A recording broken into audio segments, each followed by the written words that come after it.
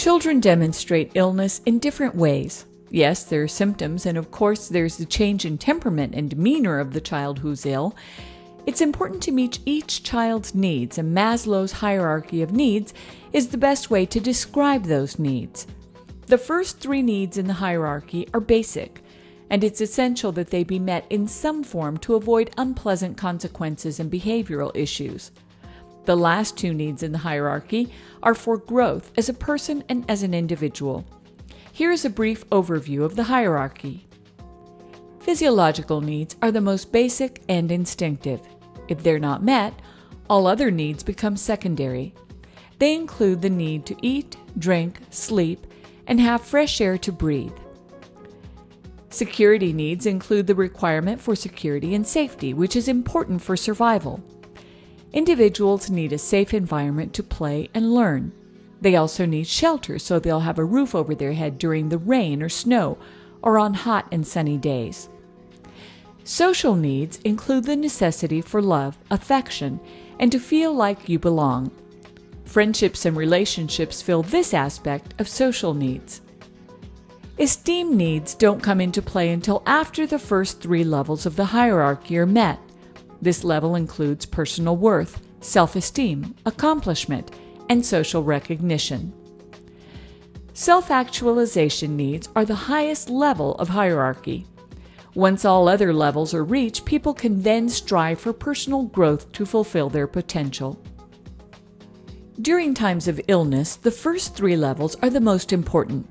Children tend to seek out these basic instinctual needs to be comforted and helped. Some children may want to cuddle and be close to those who provide their care. The child won't let you out of their sight and wants to be held as much as possible. These actions help meet the child's security and social needs. Some children become irritable and grumpy due to their physiological needs not being met because of their discomfort from being ill. These are only a few examples of children trying to get their needs met during the early symptoms of flu-like illness.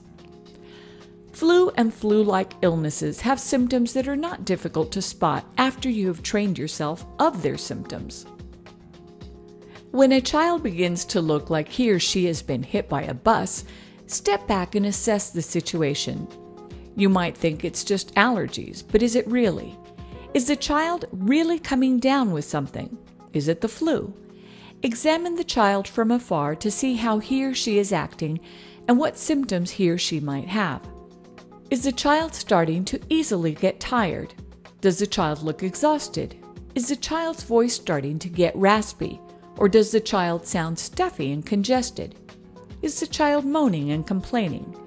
Is the child simply not acting like his or her usual cheerful self?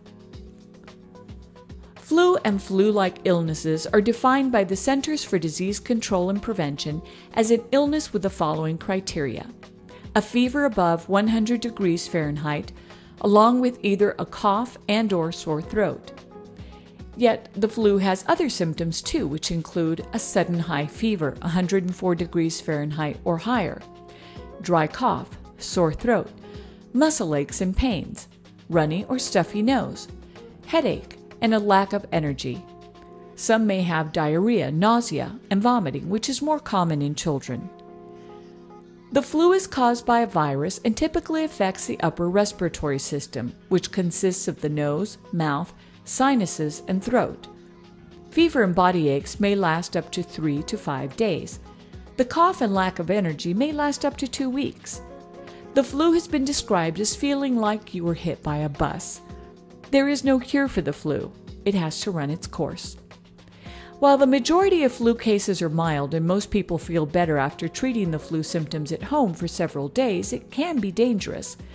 In severe cases, those infected with the flu virus will be hospitalized, and some may even die from its complications. By the time you realize someone has the flu or flu-like symptoms, the person has been spreading germs for up to 3 days. They spread the illness through the germs that live in their sneezes and coughs. For example, the child may cough or sneeze on his or her hand instead of their sleeve. The child then touches or mouths toys that they share with their fellow classmates. Instead of just sharing toys, they are also sharing their germs and illness.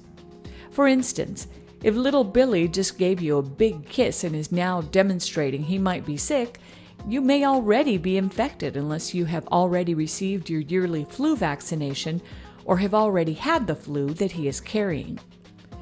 If a child is exhibiting flu-like symptoms, it's important to immediately call the child's parents to pick up the child so he or she can be cared for at home. Guidelines for schools from the Texas Department of State Health Services list the flu as an illness that allows you to exclude a child from your care since it is highly contagious. The complications that can arise from the flu can be quite serious and include ear infections, sinus infections, pneumonia, dehydration, and even death. Young children under the age of 2, pregnant women, the elderly, and those with compromised immune systems or who have already a chronic illness such as asthma or diabetes are especially vulnerable to complications from the flu. This production has been brought to you by the Texas AgriLife Extension Service. For more information, please visit our website at texashelp.tamu.edu or contact your local county extension agent.